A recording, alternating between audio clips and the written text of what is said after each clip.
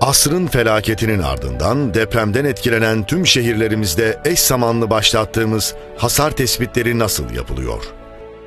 Hasar tespit çalışmaları tüm dünya literatüründe yer aldığı gibi gözlemsel incelemeye dayalıdır.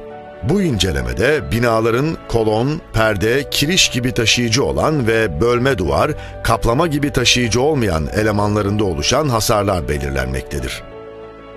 Binalar hasarsız, az hasarlı, orta hasarlı, ağır hasarlı, acil yıkılacak ve yıkık olarak sınıflandırılmaktadır.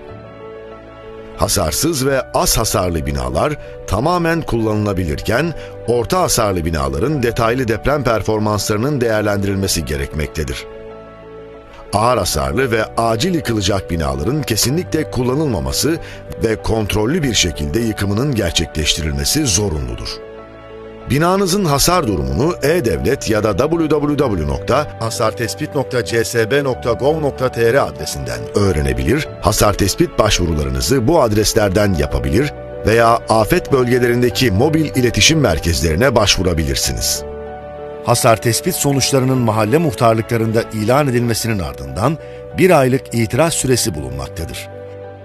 Bu süre içerisinde vatandaşlarımız e-Devlet ve iletişim ofislerimizden itiraz başvurularını yapabilecek olup, yapılan başvurular doğrultusunda yeniden hasar tespit yapılarak sonuçlar kesinleşecektir.